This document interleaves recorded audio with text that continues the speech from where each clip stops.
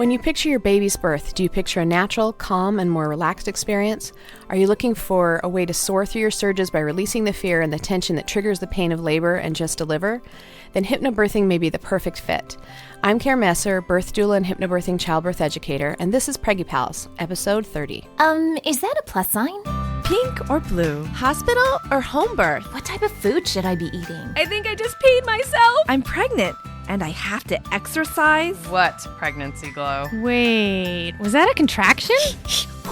Gotta make these pants fit. I've got kinkles. What do you mean there's more than one? You've got the symptoms, and now you've got the support you need for a happy 9 months. This is Preggy Pals, your pregnancy, your way. Welcome to Preggy Pals, broadcasting from the Birth Education Center of San Diego. I'm your host, Sunny Galt. How would you like to win $300 in pregnancy and parenting prizes? All you have to do is sign up for our Preggy Pals newsletter, and you'll automatically be entered. Simply subscribe to our website, and we'll draw a winner at the end of the month.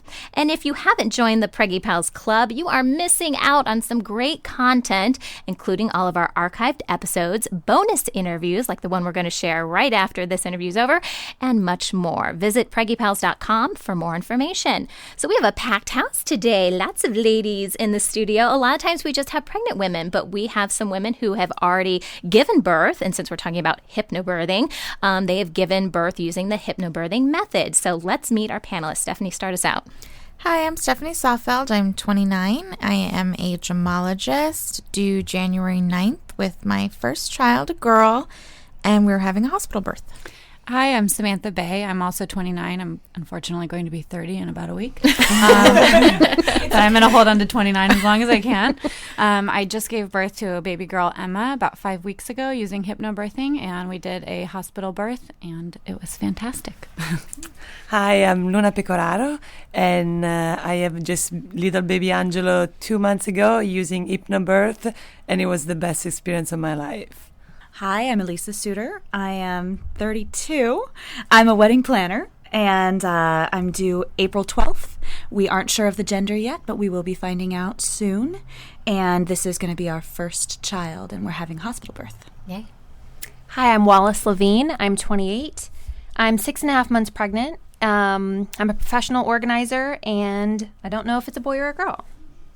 Oh, we have so many organized people on this half of the room. We have the wedding planner and the organizer. You guys need to get together. That's awesome. Well, thank you, ladies, for joining us today. Before we start today's show, here's Jeanette McCulloch with some of the best online pregnancy resources. Hello, Preggy Pals. I'm Jeanette McCulloch of Birthswell. We at Birthswell believe that you, as a mother, will make the right decisions for your pregnancy and birth when you have access to evidence-based information and a strong support system.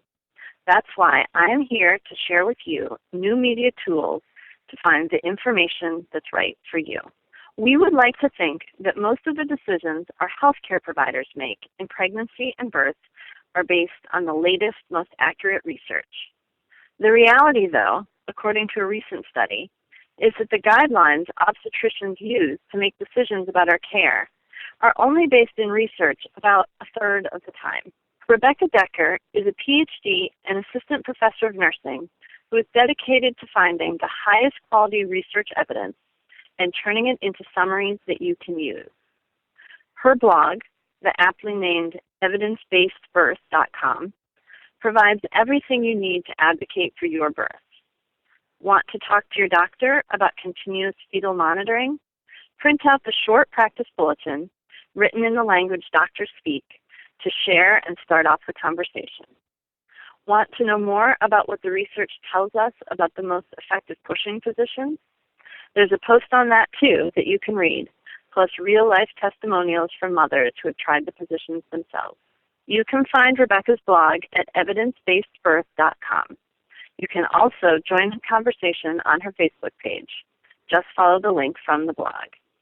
Thanks for listening to today's tools for finding the information that's right for you. And be sure to listen to Preggy Pals for more great pregnancy tips in the future. Today, we're continuing our series focused on childbirth preparation methods. Now, these episodes are designed to give you a crash course on whether or not you'd want to take a childbirth class, but it is not intended to replace these classes. Kara Messer is joining us here in the studio. She is a birth doula, a hypnobirthing childbirth educator, and the owner of this lovely facility, the Birth Education Center of San Diego. So welcome, Kara. Thank you. It's been a while. We had you on our very first episode. We did. Yes. And seems like you forever still consider ago. me an expert, which I I think know, is funny. Right? You keep Whatever. fooling me day after day. You were desperate then. Now you're still desperate, I guess. Hey, I know you know your hypnobirthing stuff. If I do know anything, that. You do. Okay, so let's dive into this. Let's talk about the main principles behind hypnobirthing. Hypnobirthing is instinctual birth. Your body knows what to do. And when you don't have the fears surrounding birth, you can let your body go and just do what it's supposed to do. So the basic philosophy written by the owner of Hypnobirthing, the founder, is that birth is a natural physiological process. And it's a beautiful process for your family. It's not a hospital patient process, but it's a birth of a child. It's a celebration. Okay. And I have to be honest, because we've done a couple of these episodes where, we've talked about the Bradley method and we've talked about Lamaze and different things like that. And I feel like a lot of these sound similar initially. So what are some of the key things that separate hypnobirthing from some of these other childbirth preparation methods? Well, I'll tell you why they sound the same. Hypnobirthing, Lamaze, and Bradley were all based on Dr. Grantley Dickreed's principles in Childbirth Without Fear. Okay, there you so go. That's exactly why they all sound the same. Even birthing from within, though, I feel like it talks about, really tapping into birth and understanding that it is a natural process. There's a common denominator with a lot of these. There is. And that's why when moms come to me and say, is this right for me? I want them to investigate all four. Okay. And then one will sing to their heart. And in their stomach, they'll go, that's it. And that's how I felt when I found hypnobirthing, because I was looking at all of them. And I also had to think, okay, what will my husband do? Yeah. And what will he not? And he wouldn't do any of them either. So it was kind of like, whatever. So it had to resonate with me. And once you start investigating each individual one, it will speak to you. Birthing from within is more art and more textural and touchy and that kind of a thing. And that sings to some people. Hypnobirthing might speak to somebody who just has a lot of fears and they need to task into them and figure out why they have the fears. And then they want something a little more calm, a little more peaceful. Bradley method, they want every bit of information from the egg to the sperm all the way down. and that speaks to a lot of people too. They're all incredible methods and they all speak the same song. Your body can do this. You know you can do it. And let's help you. And you'll figure out which tool pattern is what you need. Okay, that makes sense. Okay, so I think sometimes when people hear hypnobirthing, they think hypnosis and they think, I'm putting myself into a sleep. Do I really want to do that? Is that a misconception? Total misconception. Hypnobirthing is just a way of distracting your mind so that your body can do what it's supposed to do. We're so full of fears, especially in our society, in our country, that we shut off what our natural mammalian body will do because we're terrified. And once we do a lot of fear release work and a lot of fear talk work, because once you realize, well, I don't want to do that, I'm scared of this, and this bothers me, you'll completely shut your body down. If you're in your thinking brain, which is the front part of your head, your neocortex, you'll never birth. It'll take you forever. You'll need every intervention. If you can go back to your mammalian brain or your primal brain, so to speak, and let go and surrender to it, it's awesome. These are some $25 words you're throwing Thank out here. you. I'm pretty impressed. I looked at my dictionary before I came. Yeah, I had to buff up on my education when I started teaching student nurses because they're way more advanced in the big words. So. Well, I have heard, and actually some of you women who have given birth using hypnobirthing can chime in on this. I have heard that women that do hypnobirthing, people have come into the room and it is just very peaceful, and they could be in the middle of a surge and they, you would never know. And I think that just shows how powerful the mind can be in overcoming something, because I have felt those surges, and that is not a place that I felt very comfortable.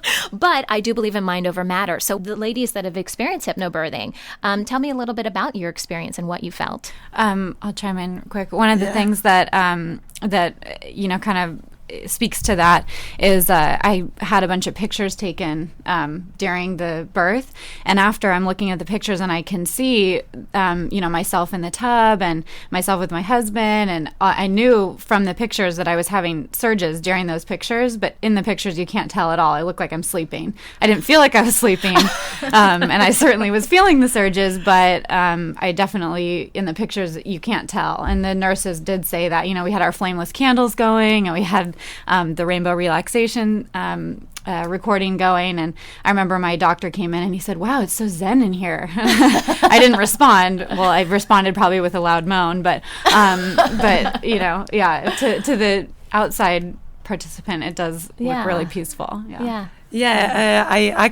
videotape all the labor, and when I saw the video back, I was like very surprised, the breathing that I was having, and it just takes you really to another place. And even the nurses and even the doctor, they were so amazed how you can deal with the pain. And you deal with the pain with your breathing, you go to the happy place, and you, you really, start to imagine I'm birthing my child. And that's amazing. And actually my doctor told me at the end, it's like I never saw breathing a baby out. With your breathing, you can really surrender to your body. Just Care said, it's like an instinct, and you surrender to your fear, and just the baby come out. Yeah. Care, where does that strength come from? You know what? Motivation. Your mind is very powerful, and it's just any kind of birthing experience, you're training like a marathon, and you get in whatever method you choose, what you put into it is what you get out of it. And you can read a book and go to a class and say, I'm going to do this, and never that core of you inside hasn't committed. You're not going to do it. Yeah. There's no way. And your mind will hold one thought. So it's either going to hold positive or it's going to hold negative. And we do a little thing in our first class where we have everybody focus on a pen and hold on to this pen. And while they're holding it tight, I'm telling them to release and let go, but hold that tight. And the goal is to release and let go, but hold the pen tight in your hand. And all of a sudden someone will drop that pen. And everybody's like, you dropped the pen. And he's like, well, the goal is to drop the pen. But the people that are holding on tight, your mind can either hold tight or let go. It has to do one or the other. And so in a birthing situation, it's either surrender and go with the flow, or it's hold tight, oh my gosh, I can't do this. Then of course your body goes, oh my gosh, I can't do this. Yeah. So it's a choice, and you really have to practice that. And that's what the method teaches you, is how to practice letting go and surrendering and going with the flow. Because you never know what's going to happen at your birth. It could be awesome, magical with birthing angels showing up with fairy dust, or it could be everything you never wanted showing up at your door, and you have to be able to flow with that. What is our natural tendency, though, Care? I mean, has society just told us that birth is painful, get your epidural, whatever? Are we naturally trained to think that it's uncomfortable, or is there a more natural tendency to, like I hear about animals going to a dark place and just, coming within themselves? We have to realize that we're mammals, and think about how a cat gives birth. Right. They go into a dark, quiet place. They get centered. They don't yell for meds or drugs and freak out. They get centered. They start to breathe, right? Where's my epidural? That would be my dog. My dog is a wuss. Your dog might. And they're fine, and they're birthing their kitten, and as soon as you open that closet door and go, Kitty's having a baby, and you get excited, they immediately stop, their cervix closes up, they grab their one kitten, and they're in the rafters of your garage. And they're up there pooping on the Christmas ornaments for 3 weeks. But once they're calm and safe again, their cervix opens up and they're able to birth. And we're the same way. How did we create this baby? Yeah. It was quiet. It was intimate. It was sexual. It was... I don't know if it was quiet, Care. Well, right. Depending on where it was. But it was an intimate experience. You didn't have cameras, lights, people in masks coming towards your vagina. That's really hard to orgasm with stuff like that. And the easiest way to get the baby out is how you get the baby in. It's the same chemicals, the same hormones. And when a mom feels safe and protected and unobserved, her body works magically. But she has to deal with the fears, because in our society, we're not raised in a village where someone's having a baby and everyone comes and then you watch them breastfeed after, and it's a normal process. Right. We're raised with, holy crap, this is happening. This is scary. You got to get to the hospital. Someone's got to rescue you. And so I remember my mom's the birth story of my birth was horrible. My mom said it was the worst experience of my life. I turned inside out. I'll never do another natural birth. Was horrible. I grew up with that. So, of course, when it was my turn, I was freaked out. Yeah. I can't do that. And we're going to share your story later on. Yeah. Special bonus content. Bonus content. Dun, dun, dun. One of the things that I also wanted to chime in there is, having had a hospital birth, I had a fabulous experience and I loved where I birthed, but they treat you like you're sick or like there's something wrong with you. They actually wouldn't let us go on a walk. I was having a little bit of trouble getting my labor to progress, and I wanted to go on a walk, and they wouldn't let me leave the building. And it was like, I can walk. It's fine. We actually snuck out and got locked out at 3 o'clock in the morning, which was problematic, but we got lucky, and there was somebody leaving that had been there to visit somebody, and so we got back in. But yeah, and then leaving the hospital, even they made me go in a wheelchair. I was like, no, I can walk. But we were just talking about that's a requirement, I think, isn't it? Yeah, Care liability requirement. Yeah. What if you fainted? Right. What if, Right. You're like, then you'll just take me back to a room and hook me up. What's the big deal? Right. For hundreds of thousands of years, our ancestors have done this. And it's in our genetic blueprint. Our great-great-great-great-grandmothers did this. So can we. It's in our body. It's in our butt. It's in our blood. You say it's in your butt? Body, sorry. It's in your butt, too, because that's where it feels like the baby's coming out. So, Kara, what is needed to be successful at hypnobirthing? Definitely, I love the classes. You can read the book, but I think that adding the classes and a supportive partner, whether it be a doula, I have single moms that take my class all the time. I have girl partners. I have surrogate dad with the mom that's coming in to have their baby. A supportive partner, a doula. I always recommend doulas because I am a doula. I would never have a birth without a doula. They make a huge difference in keeping everybody calm because birth is normal, and we haven't seen not a normal birth. I keep telling my husband that, because I'm a wedding planner, I keep saying that the doula is kind of like the wedding planner for giving birth. Totally. Yeah. It's the guide. Sure. They've done it a million times. They know the hiccups. They know what could possibly happen. They know how to keep everyone mellow. When mom's eyes start to poke out of her head and it spins and she throws up, dad goes, and she's like, oh, she's doing awesome. And dad's like, okay, everything's fine. And also gives dad a respite. Dad has been up for 24 hours with her too or whatever. You know what? Do you want to go sleep? Can I make you a sandwich? And then he can keep it intimate with her while I take care of him. I highly recommend doulas in any birthing method. As much as the partners are involved, they need the doula as well. Right. I agree. I had a fabulous doula. And one of the things, as things were ramping up and getting more intense for me, we hadn't called her yet because we were trying to keep it real quiet just between the two of us for a little bit. And then my husband's name is Josh, and he kept, one surge, I'd be like, rub my feet. And then, so he'd rub my feet. And then the next surge, I'd be like, don't touch me. Because I couldn't really figure out it changed every minute, what I wanted. And as I was starting to get more and more frustrated and using stronger language, when the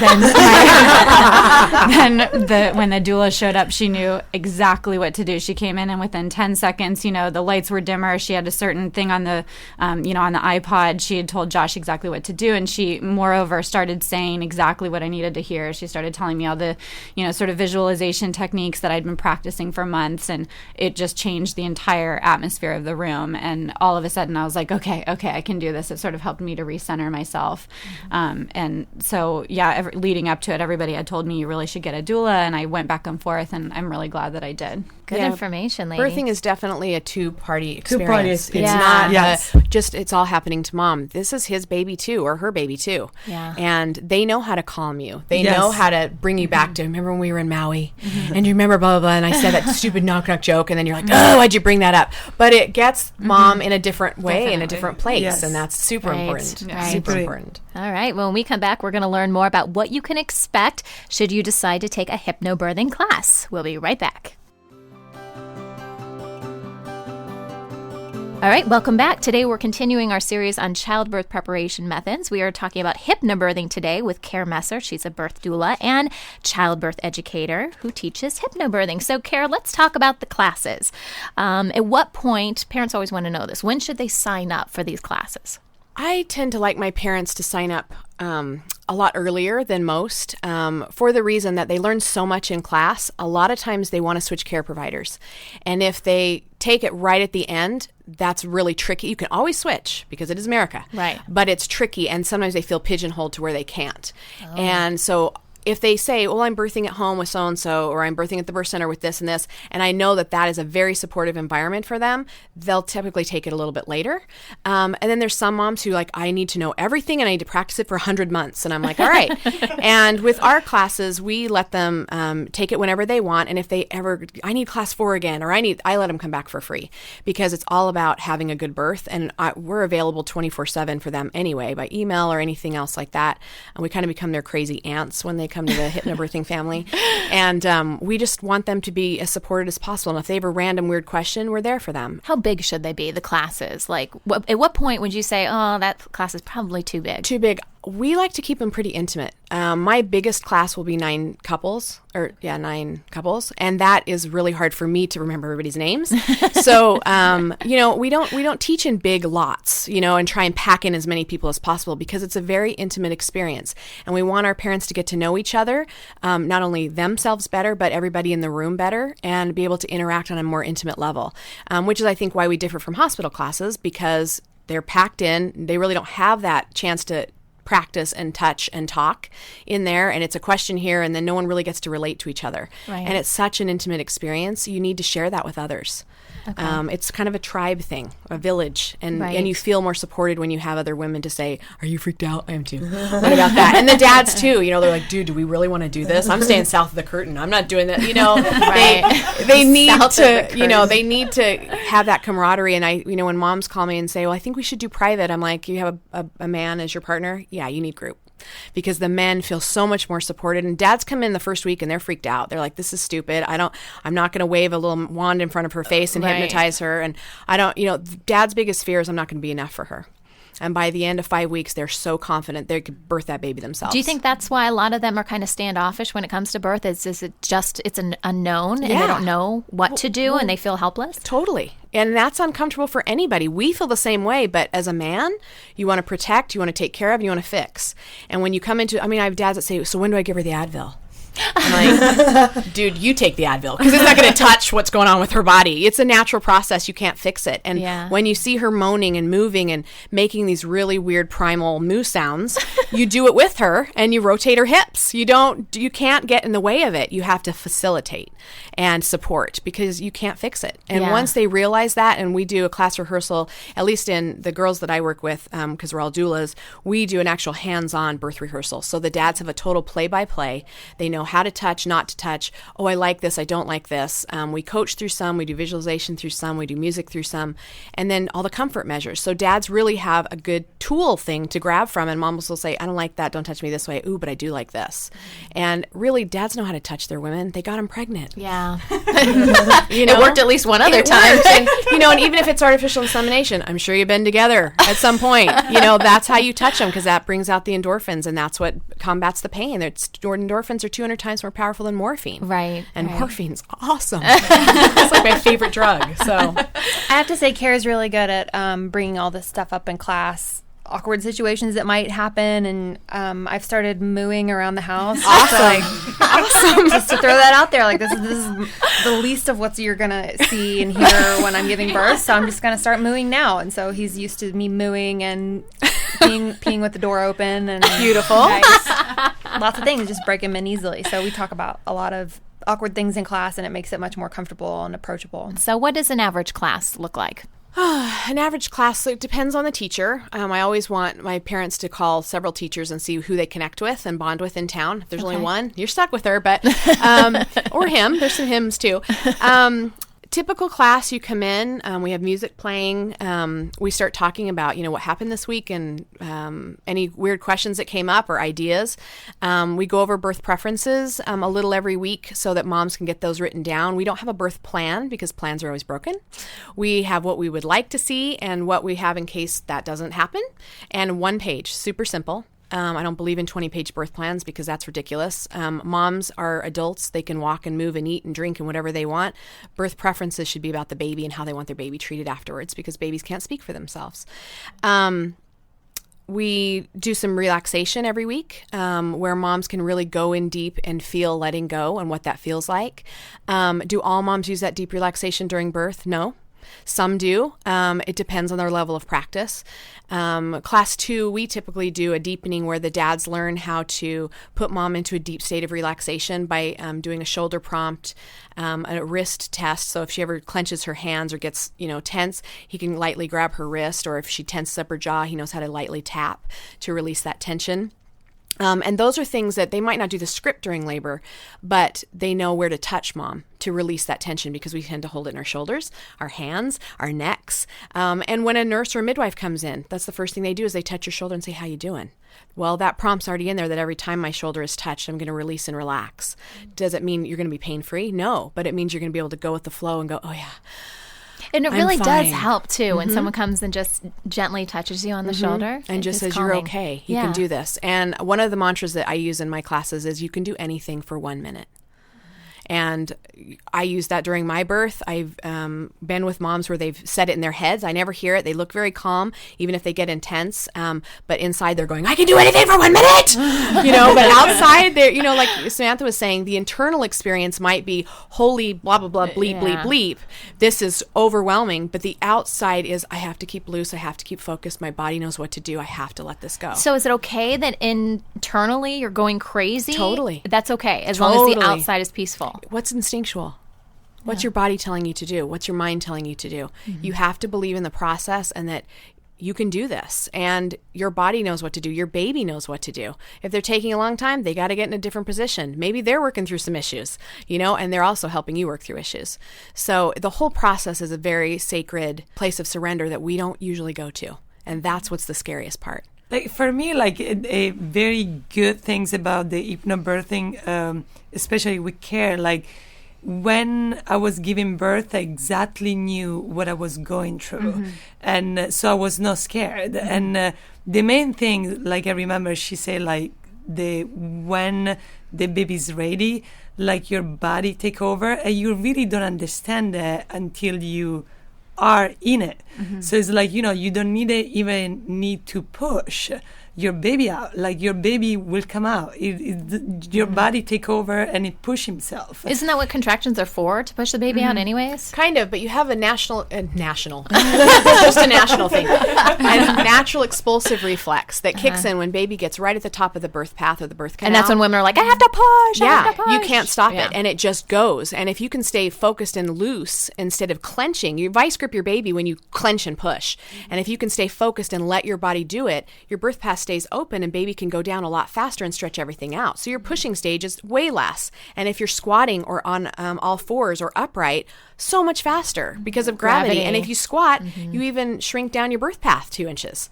So, right? Because it accordions just like a penis, because when we were created, it's an inside-out penis is what we have as our vagina. So it's exactly the same. It's ridged just like a penis, and it's the same exact expansive tissue or erectile tissue as a penis. That's why it can open. Wow. Once it's triggered and the blood flow comes in, boom, it opens. And so if we're in that state of mind, that's why I encourage my moms to touch their babies' heads. Because if they go down there and they touch the head, the back part of their wrist hits their clitoris. Naturally. It's not like they're stimulating themselves, but it engorges that tissue with blood and opens it up. It's amazing, and it makes a mind-body connection that gets those babies out. Yeah. So it's a very instinctual process because women immediately, they touch and they go, is that my baby's head? And either they cry and say, I don't want to do this, and then they have to work through that, which is good because that release opens everything up. But it makes that mind-body connection so they know how to birth their baby. If I have to move, if I have to get in a runner's pose, if I have to squat, what feels right to you? And if you can do that by saying yes to your instincts instead of, no, everyone wants you to do this and you have to get on your back and you have to do it this way. If you can say, no, I'm following my lead, you'll birth better every time. I have to say what I'm getting most out of the classes is I'm getting really overwhelmed by every time I do a little bit of research, there's all these this contradictory information, and I kind of stumbled across Kara's class on Yelp actually, and found that it really resonated with me. And I certainly don't know a whole lot, like I'm not doing a ton of research, and we learn a lot in Kara's class, but mostly I feel like I'm reminded of what I already know rather than learning a ton somehow. Like she certainly teaches things, but it's like reinforce your like in my gut.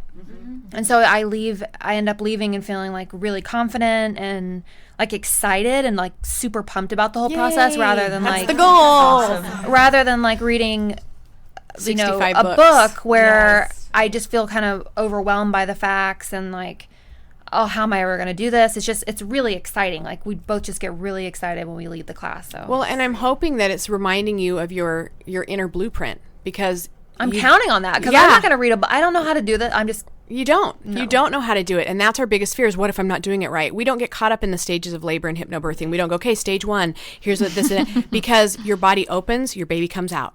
And if you can just focus on letting it happen and not getting so caught up in all the logistics of this and this and this and this, it's simple.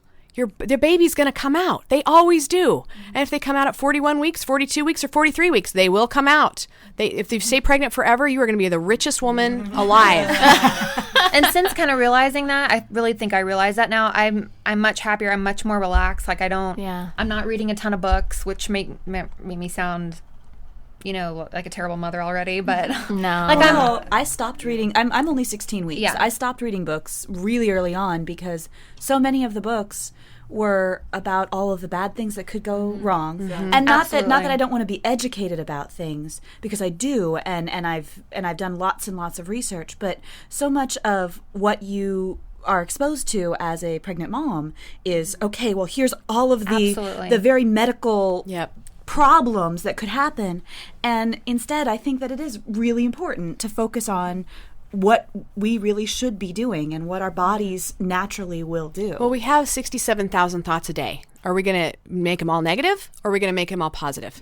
And I'm not saying you have to be all positive fairy tale. It's all going to be that way. But by rehearsing that over and over, you train your mind and body to work together. And the two books that I Hypnobirthing, obviously, to read that one, but The Greatest Pregnancy Ever and Gentle Birth, Gentle Mothering by Sarah Buckley. Those two books will give you the positive of what your body is capable of doing and how you can train your mind to do it. And how you've been doing this for thousands of years with your great-great-grandmothers. And if that's the channeled energy you're mooing when you moo, that's who's coming through. And those two books really can help solidify the hypnobirthing principles, as well as give you more tools to go with the flow of your birth. And speaking of The Greatest Pregnancy Ever, we actually have copies of those books. So if you are listening to this episode and you want a copy, we'll give a couple away. So leave a comment and we'll give away a couple copies. Wonderful book. Okay. Well, thank you, ladies. It's been a great conversation. Thank you so much for sharing all your personal experiences. And Kara, it was lovely to have you on the show again. Thanks for having us. Thank you. Well, we want to hear about your experience giving birth using hypnobirthing. You can post a comment on our website or chat about your labor and delivery on our Facebook page or through Twitter. If you're posting to Twitter, be sure to use the hashtag PreggyPals. And just as a reminder, this conversation continues after the show for the members of our Preggy Pals Club. Visit our website and become a member today.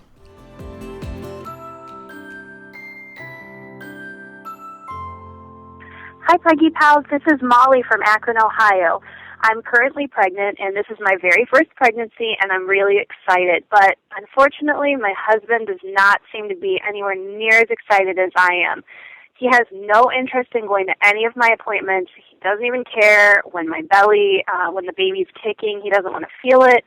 And I just don't know if this is normal. I mean, how can I be so excited and he's not at all? And so I'd like to know kind of what's going on inside his head. And if you could help me with this, I'd really appreciate it. Thanks so much. Hi, Molly. I'm Dr. Daniel Singley, a licensed psychologist specializing in men's issues and a founder of Basic Training for New Dads Parenting Class.